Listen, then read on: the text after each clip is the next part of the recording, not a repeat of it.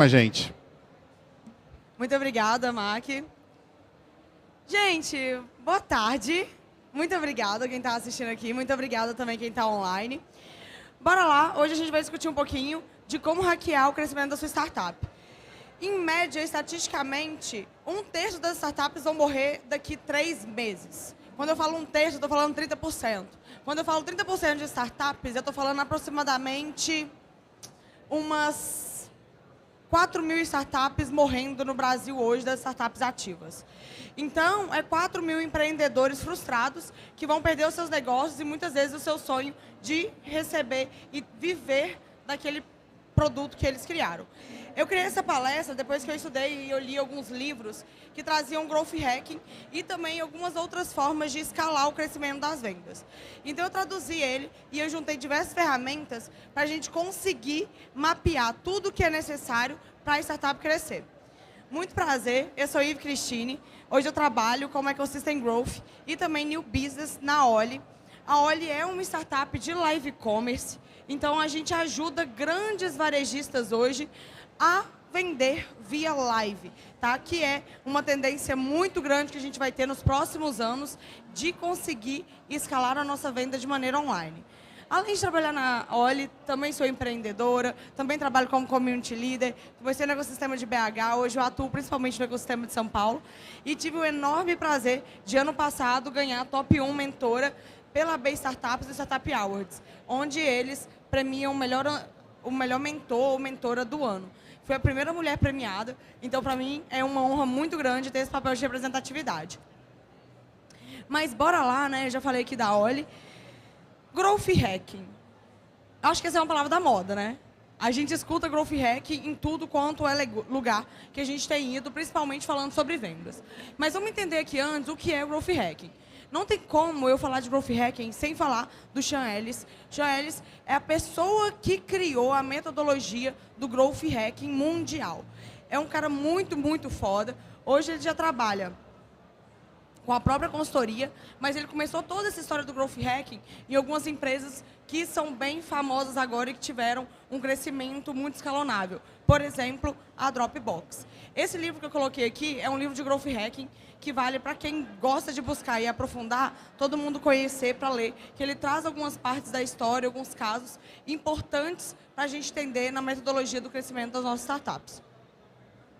Se a gente for abrasileirar e trazer a tradução, a gente está falando de hackear o crescimento, né? Ou seja, encontrar meios, da palavra hacker, novos, para a gente conseguir rampar e aumentar ou a quantidade de vendas, ou diminuir o prejuízo, enfim, lucratividade.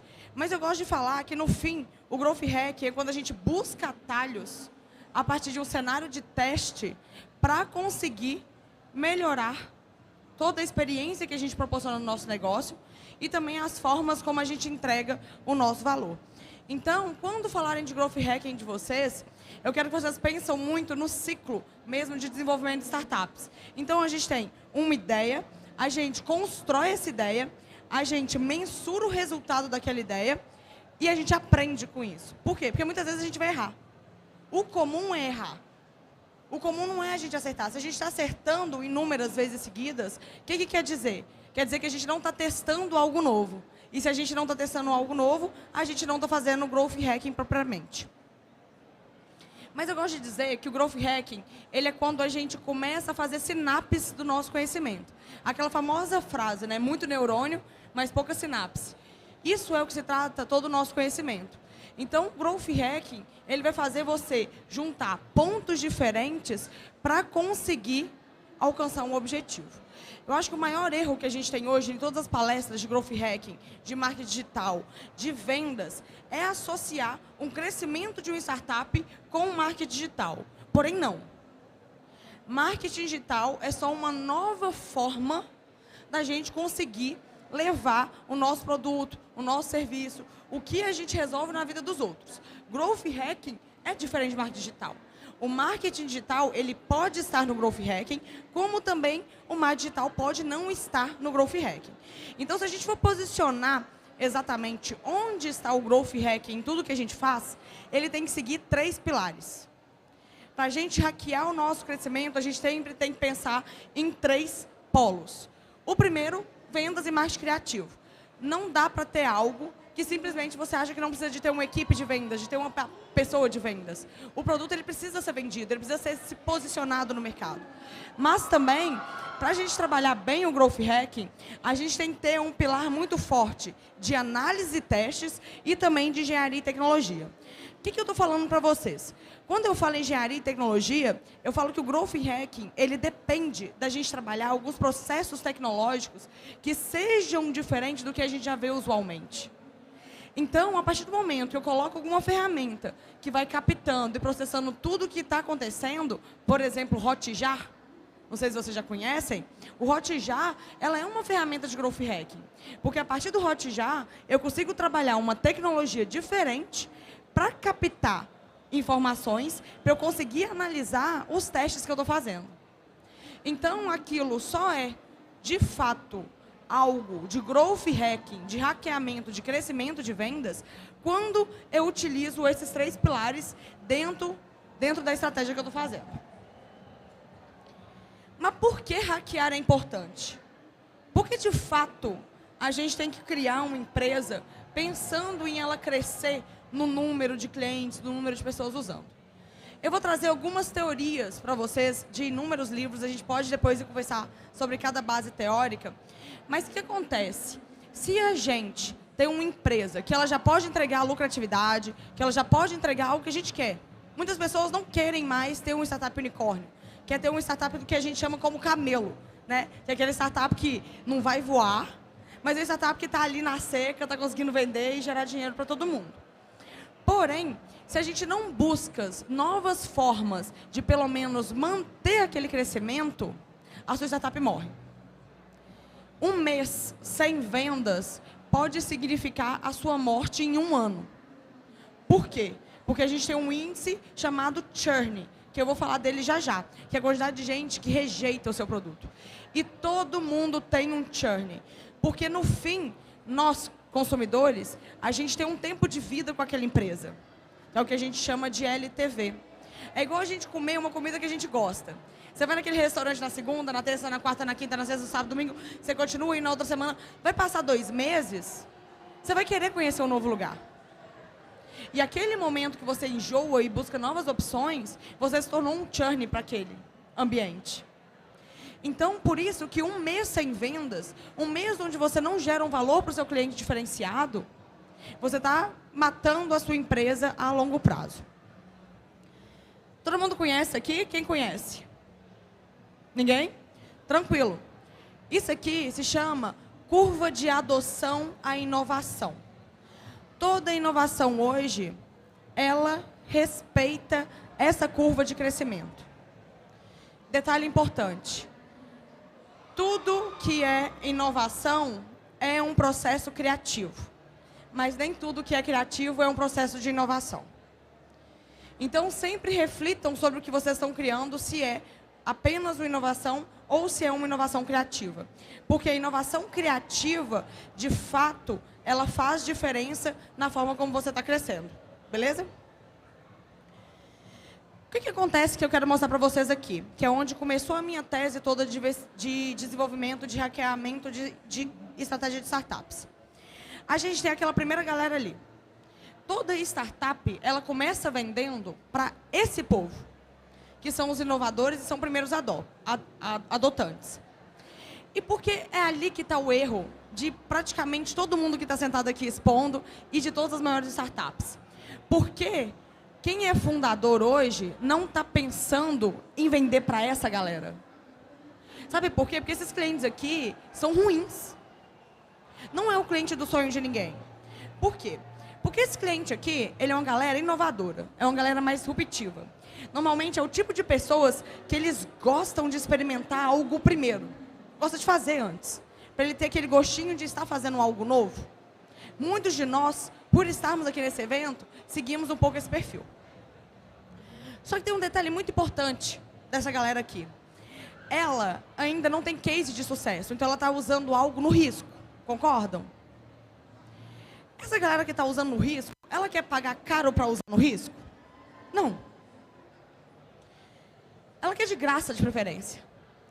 Essa galera aqui, ela normalmente é aquele cliente que vai te pedir 1000 modificações para atender ele. Normalmente, segue o mesmo critério dos primeiros investidores de startups, que é o FFF. Family, Friends and Fools. Ou seja, família, amigo e gente besta. Entendeu? E esses também são os primeiros clientes de uma startup. E por que está aí o erro? Porque essa galera aqui não é a galera que vai te dar grana de fato, para você chegar aqui. Na verdade, se você cria a sua startup planejando aqui, só que essa daqui é a galera que você tem acesso, você morre. Porque você vai usar todo o seu recurso, todo o seu time, para atender a necessidade dessa galera que te paga mal, para você se manter vivo. E você vai na fé, você é esperançoso, que as pessoas vão ver o seu valor e vão querer pagar mais.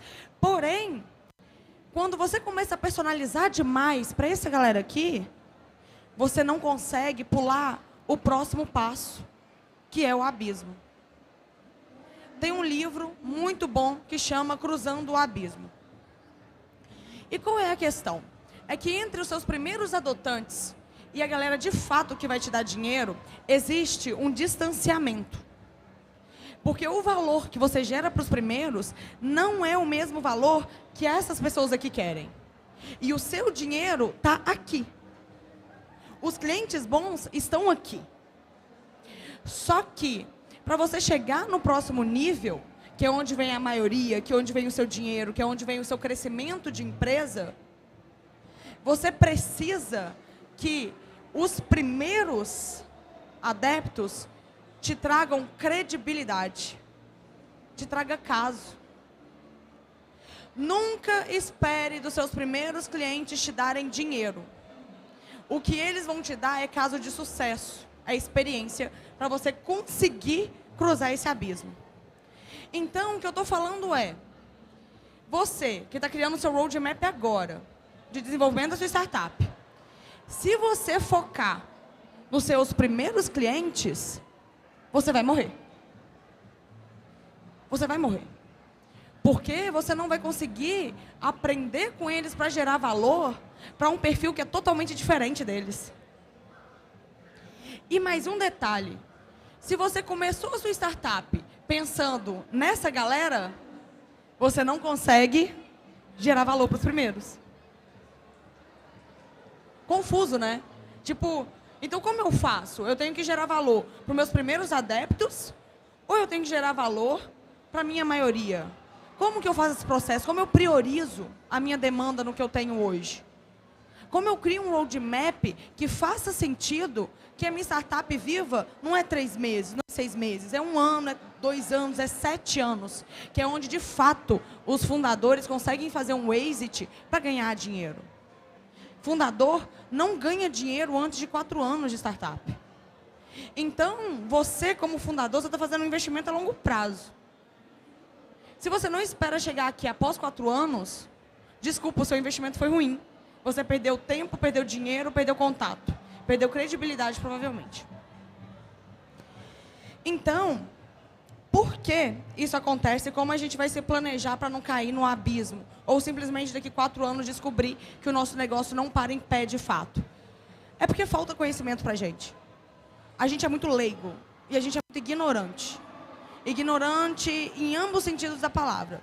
De não saber e ser cabeça dura. São 3 conhecimentos muito importantes para a gente desenvolver a nossa startup. O primeiro e essencial, que mais vai ensinar vocês, o próprio consumidor. Segundo, é o mercado. O mercado é o segundo que mais ensina, de fato. Concorrente te ensina. Até você chegar no entendimento do seu produto. Que também, por mais que a gente criou, por mais que saiu a nossa solução aqui do nosso umbigo, a gente ainda, de fato, não conhece o poder que o nosso produto tem na vida das pessoas. Vamos começar aqui alinhando o que é conhecimento de consumidor. Muitas pessoas acham que conhecimento do consumidor é fazer o quê? Um mapa de empatia. Quem aqui já fez mapa de empatia? Porra, ninguém, gente. Vamos embora, então. Tem que fazer um mapa de empatia, pelo menos. O mapa de empatia... O mapa de empatia, ele é uma ferramenta que te ajuda a conhecer mais o seu consumidor.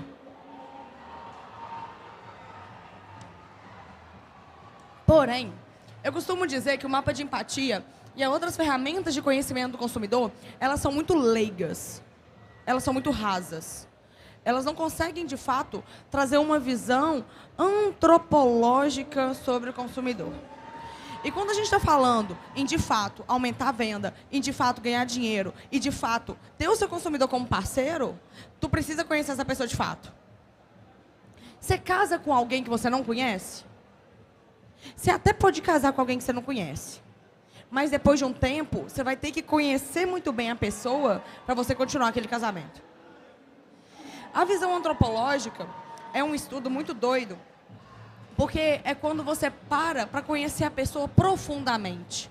As raízes, a vida, os comportamentos, os pensamentos. É quase ser cigano e ler a mão da pessoa. Isso é antropologia. Porque é a partir de dados passados que a gente consegue começar a prever o que vão ser as escolhas da pessoa no futuro. Só que a gente não tem essa visão antropológica na hora de começar a vender, na hora de estudar um negócio. Muitas vezes a gente é até ensinado pelos programas de pré-aceleração, aceleração, a fazer uma pesquisa muito básica. A tipo conversar com 5 pessoas, 10. Tem umas que até mandam conversar com 30. Mas será que conversar com 30 pessoas por 1 hora vai te trazer, principalmente, o conhecimento sobre esses 5 pontos? Eu estava estruturando para a empresa que eu trabalhava antes, que é a Accenture, e eu fiquei com uma tese chamada de Social Commerce. Social Commerce é a forma como que a gente vai consumir daqui a aproximadamente 2 anos, 3 anos. Toda a forma que a gente consome hoje ainda é só a pontinha do iceberg da forma que a gente vai consumir daqui a 2 anos. E dentro dessa estruturação de todo o entendimento aprofundado dos gatilhos de compra das pessoas, eu comecei a pensar, cara, o que são os 5 motivadores para, de fato, alguém comprar um negócio? Normalmente, a gente acha que a gente saiu bonito de casa, aí a gente passou na vitrine de uma loja e viu um vestido preto, e aí você falou, caralho, que vestido é a minha cara, eu preciso desse vestido e comprou. Não é simples assim um processo de compra. A gente é impactado por inúmeros motivos antes de comprar até uma bala. O que dirá comprar uma roupa, o que dirá comprar um carro, uma casa, ou quem dirá dar um match no Tinder. É muito mais aprofundado. E tentando mapear isso, eu encontrei esses 5 critérios. Vamos entender eles aqui rapidinho para a gente estar alinhado do que é conhecimento sobre o consumidor. Primeiro ponto é ambientalização. O que é ambientalização?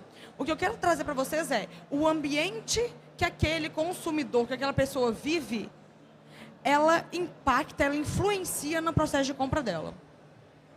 Olha só, se você trabalha hoje com inovação, né, igual está aqui, alguém viu mais do que 5 pessoas de salto hoje? Salto alto? Não. Então, pensa só, na sua próxima compra de roupa, você vai pensar em comprar um salto alto para vir num evento como esse? Não. Você vai começar a pensar em um tênis confortável, em um tênis estiloso também.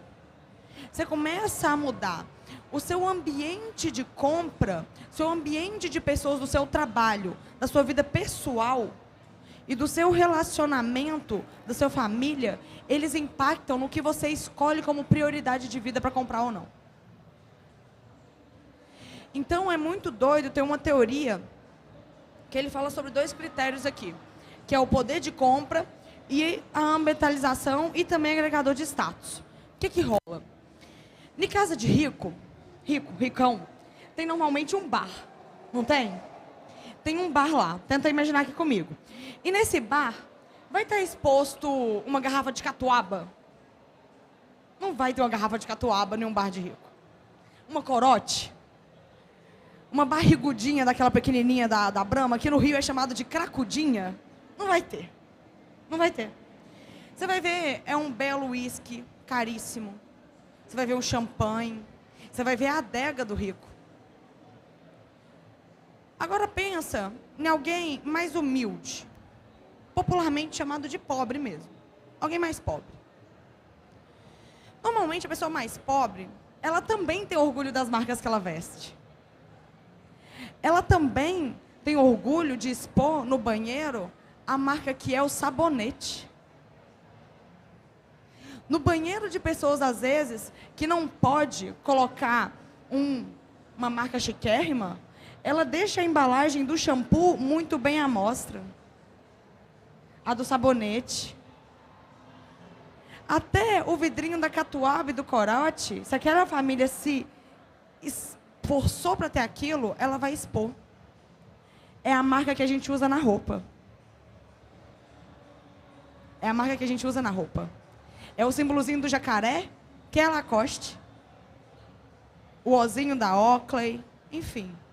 Tudo isso é o ambiente, o que nos agrega status ligados ao nosso poder de compra. Ver uma mulher indo na 25 de março, lá em São Paulo, e comprando uma bolsa falsificada da Louis Vuitton é o quê? É status. Mas dentro do poder de compra dela e dentro de um ambiente que influenciou. Porque se a gente for olhar só o poder de compra dela, ela teria acesso para saber que Louis Vuitton é uma marca boa? Não. Não. Mas o ambiente que ela está, apesar de não ser do status que ela tem, influencia ela a querer aquela marca e a desejar. Por isso que isso daqui eu juntei. Normalmente a gente vê isso separado, né? A pessoa precisa isso, a pessoa deseja isso. Por que eu coloquei junto? Eu acho que todo mundo aqui já falou uma frase que é maravilhosa. Eu amo essa frase.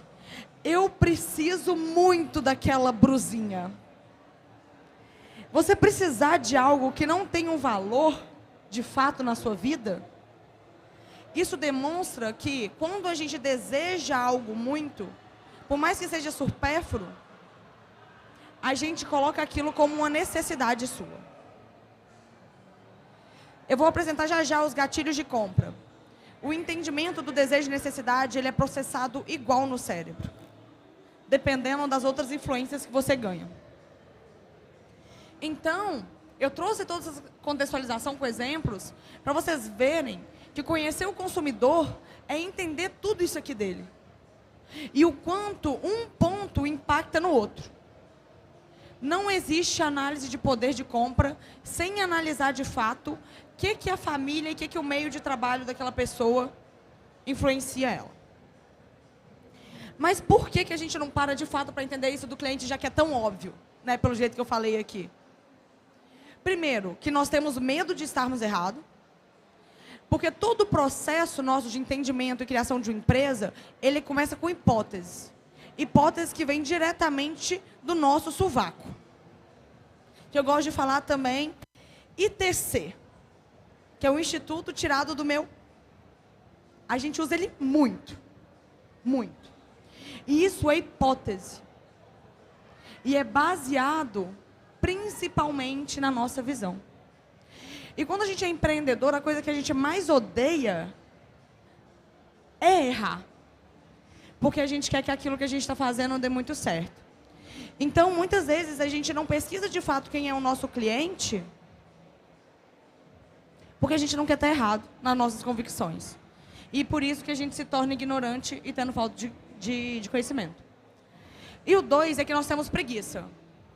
Para fazer um estudo antropológico, não adianta você conversar com 30 pessoas e 1 hora com 30 pessoas. Eu já estou dizendo que isso é 30 horas. Se a gente for olhar pela nossa escala semanal de trabalho, a gente trabalha 40 horas.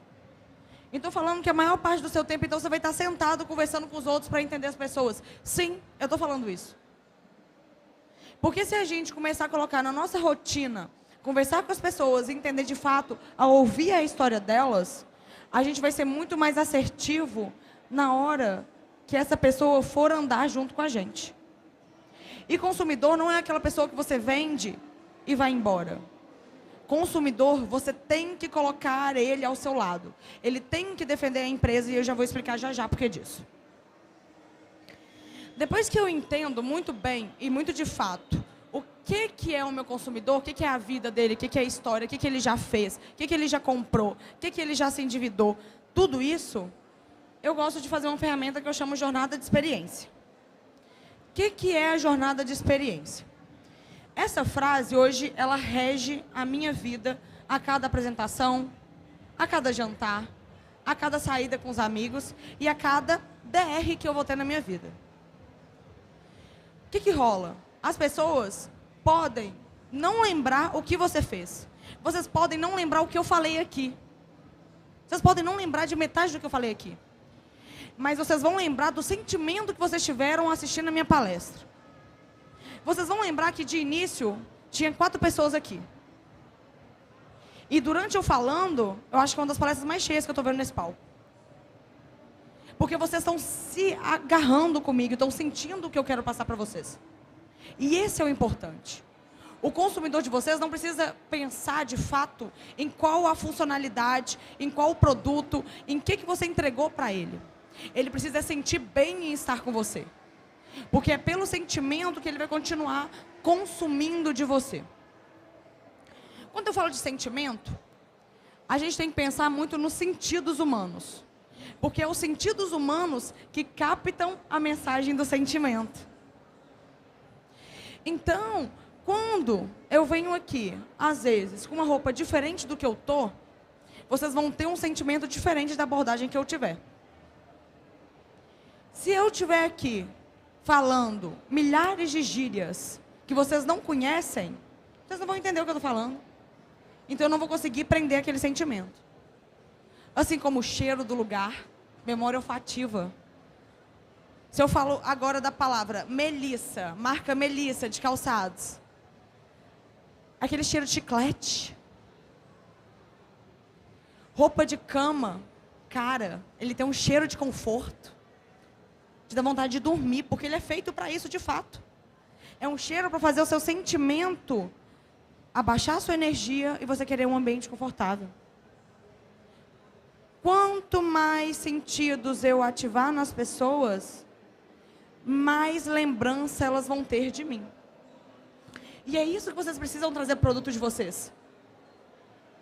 Quando uma marca coloca rosa na logo, vocês já pensaram por que ela colocou rosa?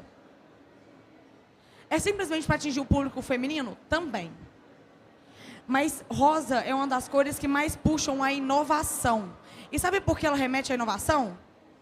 Porque rosa, a gente lembra de chiclete. Chiclete te lembra de juventude. Te lembra de você fazendo bolinha. Isso, colocar uma marca de rosa, te faz arremeter a esse lugar. Olha que loucura. É uma logo. Mas é muita mensagem por trás. Só que você só vai conseguir, de fato, gerar uma experiência diferenciada e que prende o sentimento da pessoa a partir do momento que você parar e observar ela dentro da sua jornada. A gente já não entendeu o que é o dia a dia daquela pessoa? Ouvimos elas entendendo antropologicamente? Agora, eu vou parar e observar o quanto a minha marca, o quanto eu impacto na vida do meu consumidor. Então, eu, Weave, amo usar 2 ferramentas. A primeira é muito conhecida, que chama Jornada do Usuário. Ferramenta conhecidíssima, gente. Se jogar no Google vai aparecer. É só você o quê? Mapear a experiência do usuário. Hoje, qual foi a experiência de vocês? Hoje vocês levantaram, tomaram um café rápido, provavelmente, se arrumaram, vieram para cá. Alguns vieram de Uber, outros vieram de transporte público, outros vieram de carro próprio. E eu começo a pensar, toda essa jornada do meu usuário. Por que isso é importante da jornada do usuário? Porque, às vezes, se eu perceber que pelo estudo antropológico que eu fiz e pela jornada de vocês, a maior parte aqui pegou Uber para vir, e eu precisava de vocês aqui na minha palestra, se eu fosse uma empresa rica, com muito acesso, eu poderia colocar um marketing falando qual a importância do Growth Hacking dentro de cada Uber.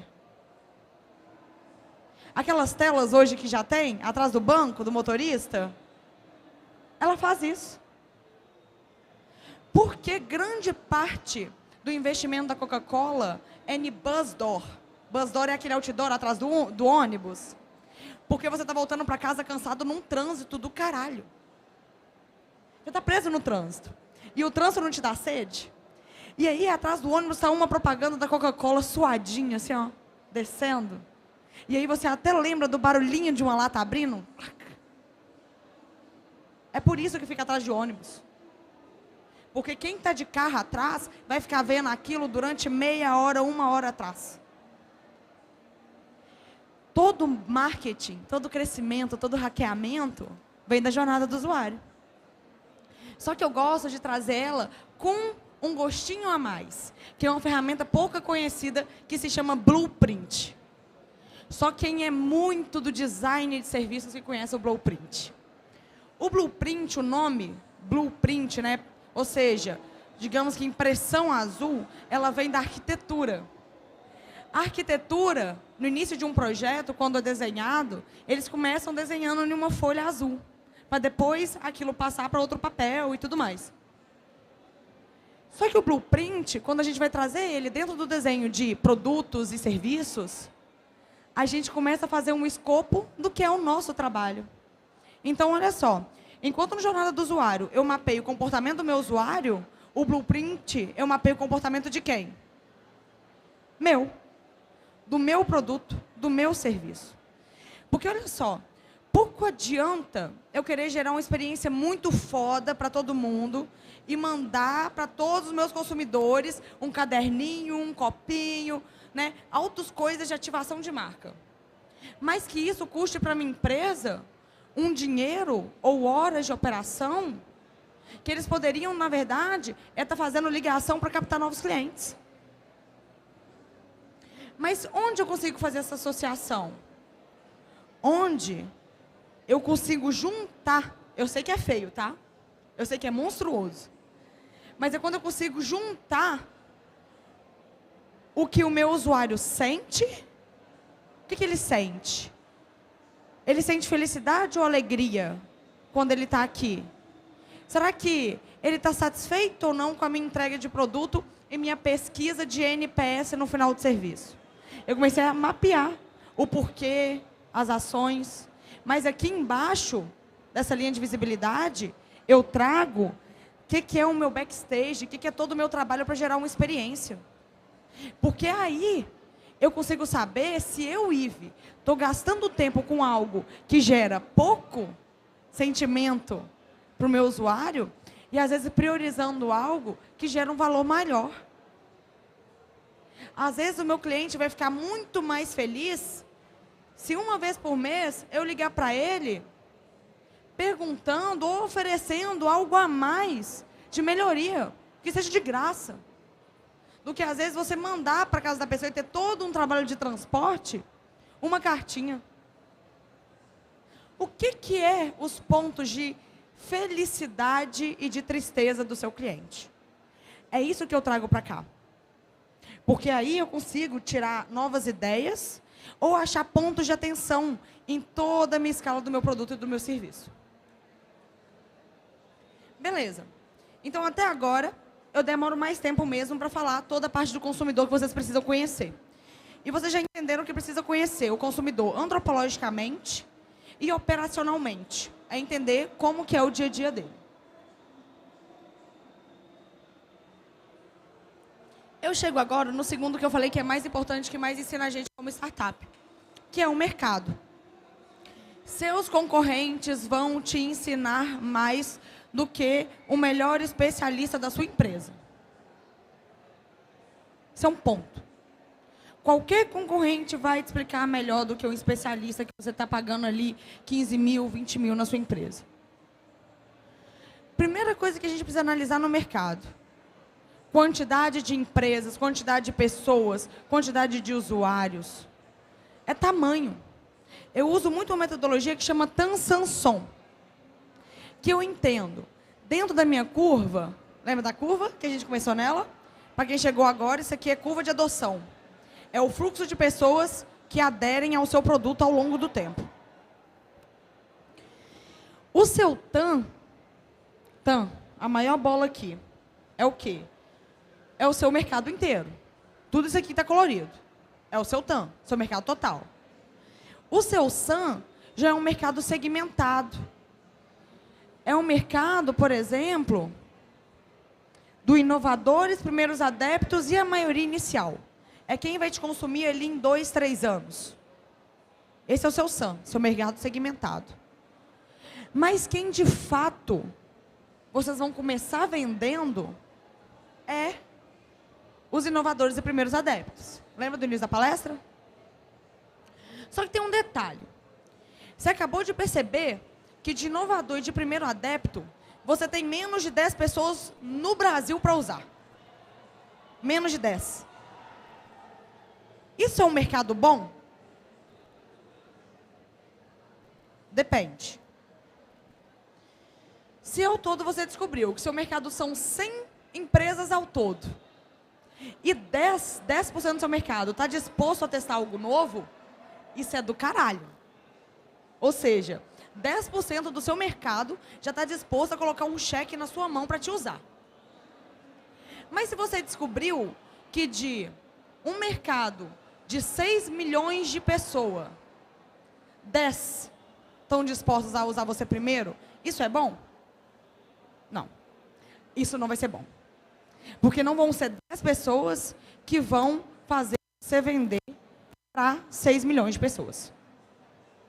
Então, por isso que eu preciso entender toda a minha curva de inovação, parte da minha curva de adoção e quem vai me consumir primeiramente. Senão, eu estou atuando em um mercado errado. Num mercado que não vai me dar dinheiro e eu não vou conseguir crescer. E eu vou morrer no abismo.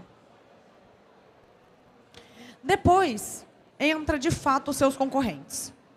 Cara, para mim, a melhor ferramenta de tudo, eu uso o benchmark para criar produto. Muitas vezes, eu estudo primeiro as concorrências no mercado do que de fato o consumidor. Primeira coisa, suspeitem de mercados que não tem ninguém atuando. Se não tem ninguém atuando ali, ou aquele ambiente é uma merda, ninguém vai consumir, ou aquele ambiente é uma puta oportunidade. Só que para você chegar na conclusão, você vai precisar entender muito mais aquele mercado. Então, o primeiro indício que eu olho, quem são as outras pessoas que hoje ganham dinheiro com esse mercado? E eu faço uma comparação básica. Sabe aquilo da grama do vizinho ser mais verde? É isso aqui. Eu quero saber o quanto mais verde, qual a quantidade de verde, qual o adubo que usam para ser verde e como que fazem para cortar aquela grama quando ela cresce. Porque são com todos esses dados e todo esse comparativo que eu vou entender os meus buracos de mercado. Olhem só. Isso aqui é o final onde eu faço o meu benchmark. Dá para fazer no Excel, tá, gente? Excelzão, planilha, papel, caneta, dá para fazer também. Como que eu faço? Eu começo a analisar os concorrentes que eu tenho. Atenção, existem 2 tipos de concorrentes. Concorrentes diretos e concorrentes indiretos. Concorrente direto é quem faz a mesma coisa que você. Exatamente a mesma coisa. Então, concorrente direto do Netflix. Amazon Prime, Globoplay, Disney Plus, HBO Max. Digamos que até um Sky, né? Concorrente direto do Netflix. O que são os concorrentes indiretos do Netflix? Oi? Instagram. O boteco da esquina? Sabe o botequinho? Que ou você está tomando sua cerveja ou você está em casa vendo série? Ele é concorrente da Netflix. E por que ele é concorrente indireto da Netflix? Porque a Netflix tem que começar a gerar um prazer de entretenimento que a pessoa prefere estar em casa, vendo, do que em um boteco sentado bebendo. Então ele concorre com o boteco. Faz sentido? Só para vocês consolidarem melhor. Qual que é o maior concorrente da TV Globo? Maior concorrente da TV Globo, gente? Record. Oi? SBT. Twitter. Twitter. Sabe por quê? Sabe qual foi o momento que as pessoas pararam de ver Globo para fazer outra coisa? A partir do momento que ela entrava no Twitter e estava tudo resumido com meme em 140 caracteres. Ela não precisava nem mais ler resumo de novela. Porque ela entra no Twitter e tem lá os memes da Juma Marruá. E olha só como é tão impactante isso, da concorrência do Twitter com a Globo. Hoje no Big Brother, tem os melhores tweets. Por quê? Porque aí eles voltaram o sentimento de que a pessoa, ela precisa estar online vendo, naquele momento, porque os melhores tweets que saíram, a Globo mostra ao vivo. E faz uma propaganda orgânica ali para o seu Twitter. Olha só. Twitter e Rede Globo. Então, por isso que a gente tem que fazer um benchmark muito estruturado. Por isso que a gente tem que analisar concorrentes diretos, concorrentes indiretos. Tem que analisar o que seu público consome por mais tempo. Eu, quando faço uma pesquisa com o usuário, eu peço um print da tela inicial do celular de todo mundo que eu entrevisto. Por quê? Para entender o que são os aplicativos que essa pessoa usa. Como ela organiza os aplicativos. O que ela deixa na barra mais embaixo para ser mais rápida de mexer. Isso faz diferença. Porque a partir dos aplicativos que essa pessoa mais usa, sabe o que eu aprendo? A alfabetização digital dela.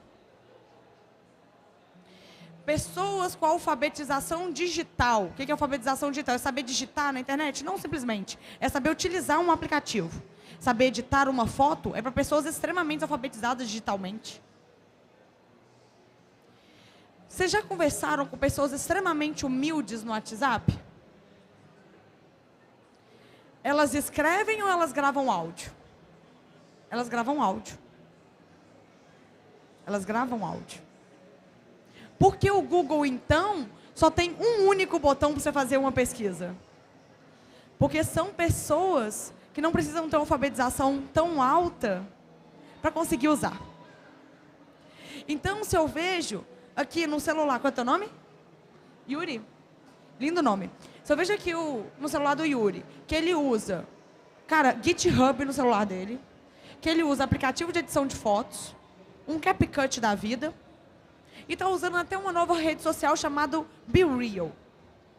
Eu vou entender que o Yuri, ele entende pra caramba do que ele faz. Ele entende pra caramba de mexer no celular. Só que se eu olho o celular do meu pai, que é uma pessoa muito querida e alfabetizada normalmente, faculdade e tudo mais.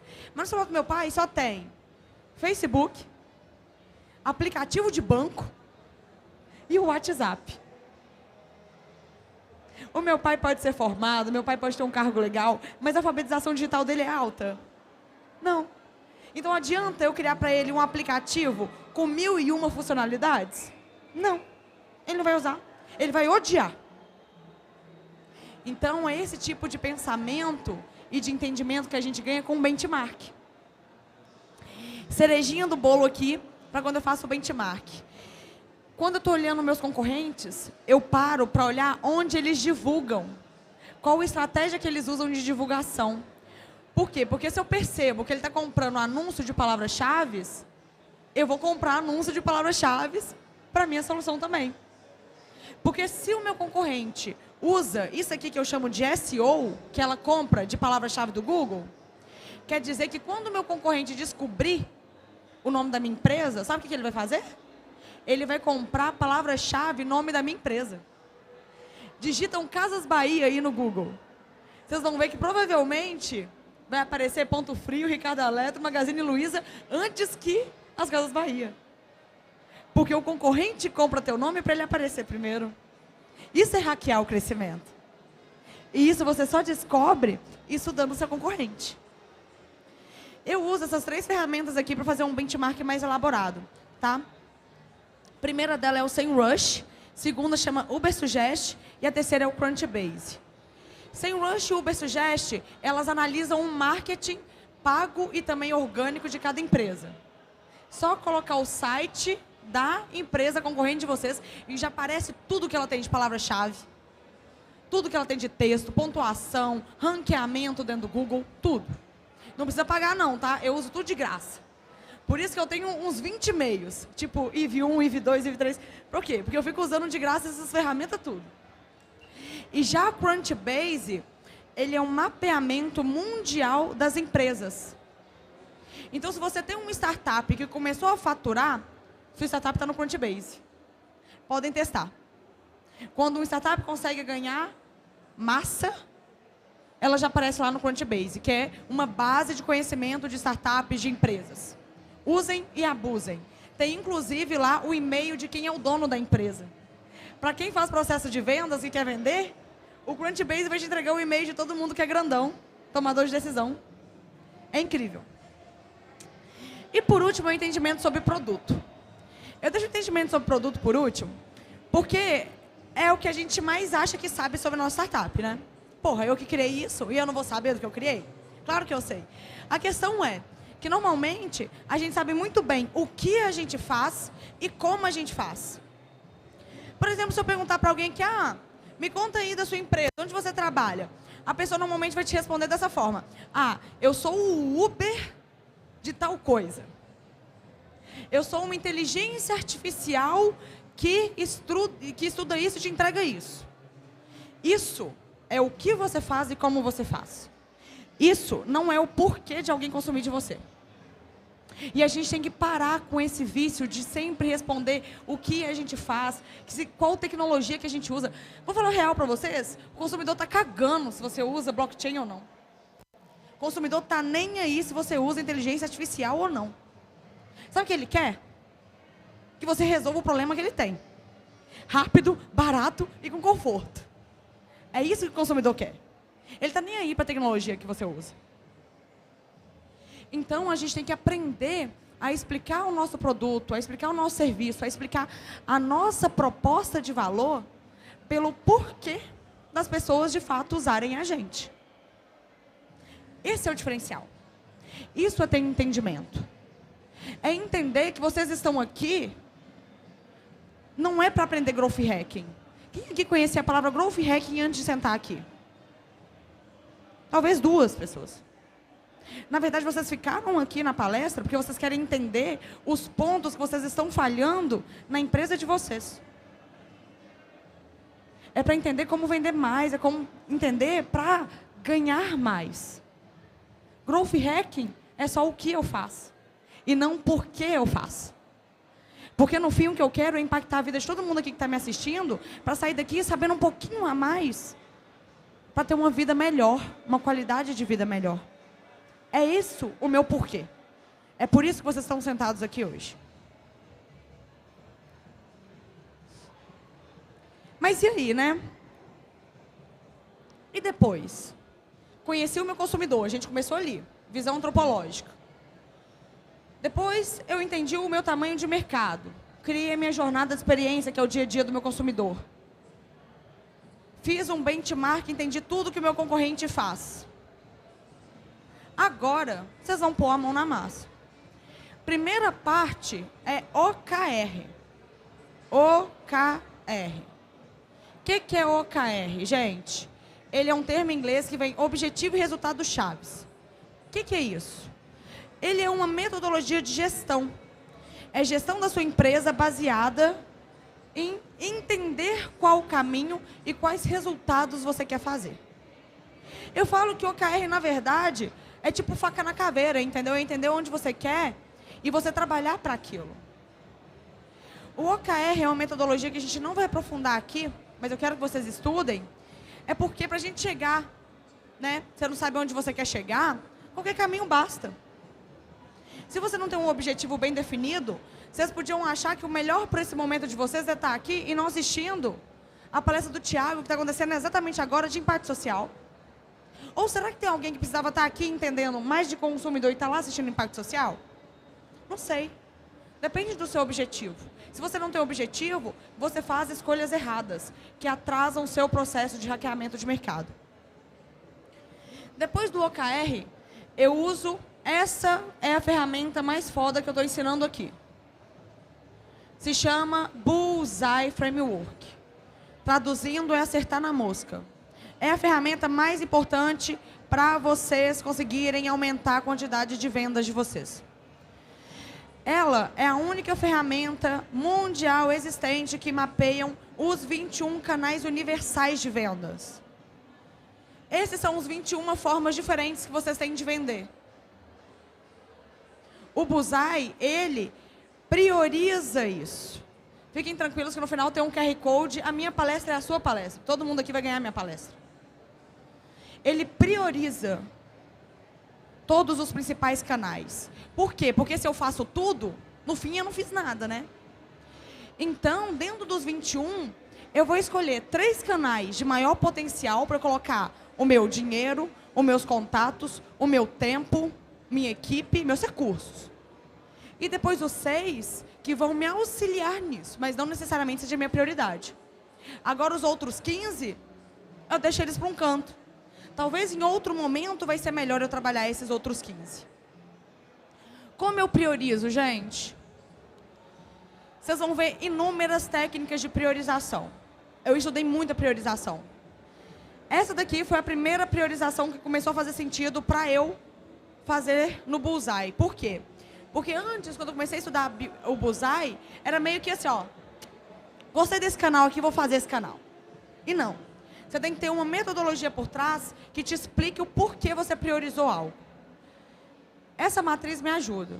Eu dou pontuações de 1 a 5, em critérios como impacto, urgência e recursos que eu vou usar para cada canal.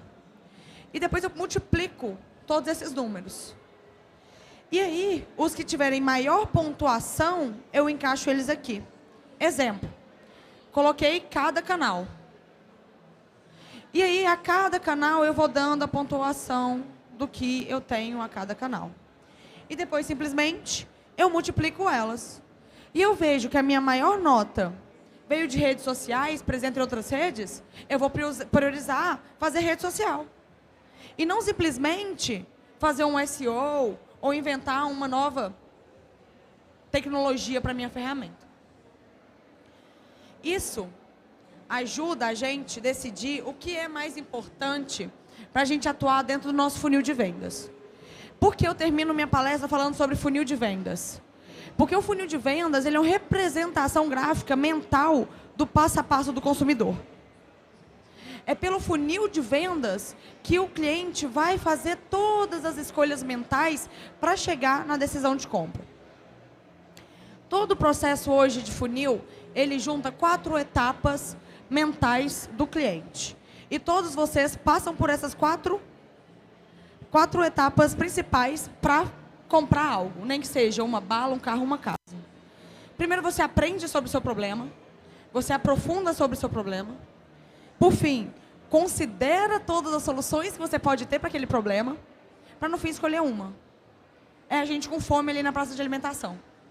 A gente entendeu que a gente está com fome, a gente analisou todas as opções para matar a nossa fome, para no fim a gente escolher um lugar para comer. Isso a gente faz diariamente. Até para escolher namorado e namorada, a gente faz isso. Observem.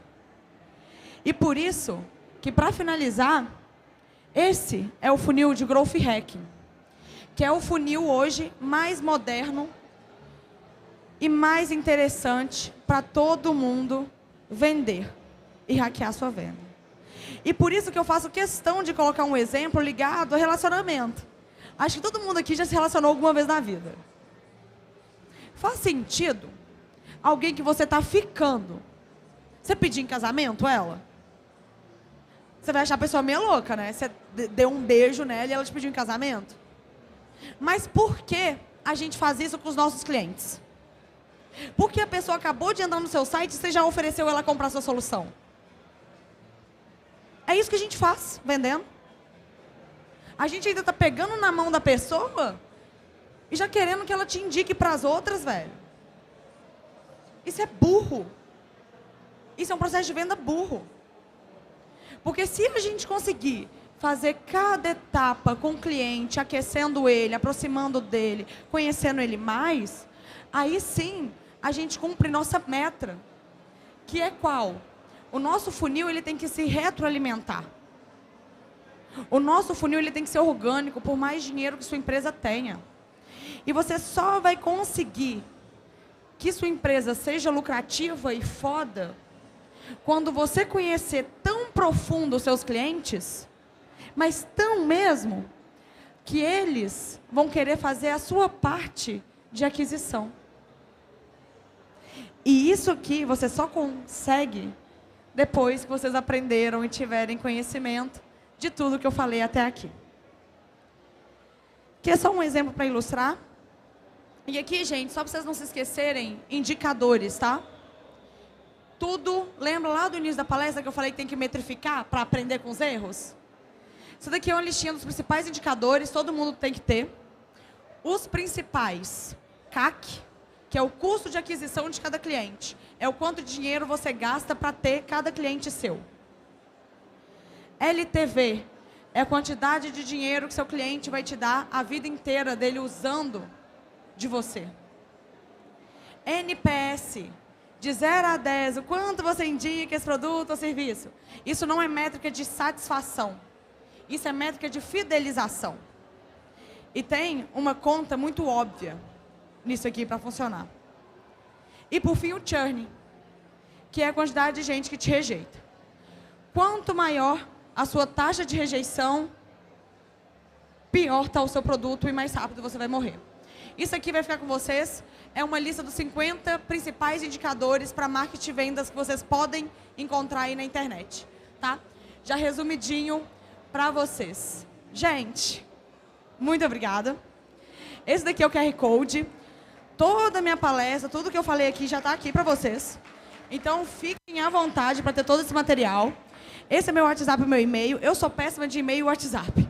Mas podem me chamar no Instagram. Vocês me acham no Instagram como Ive Cristine ou Ive.incrível. Desculpa não ter tempo para agora perguntas, mas me chamem aí que eu estou aqui até o final do dia. Sucesso na empresa de vocês e bora hackear o crescimento da empresa.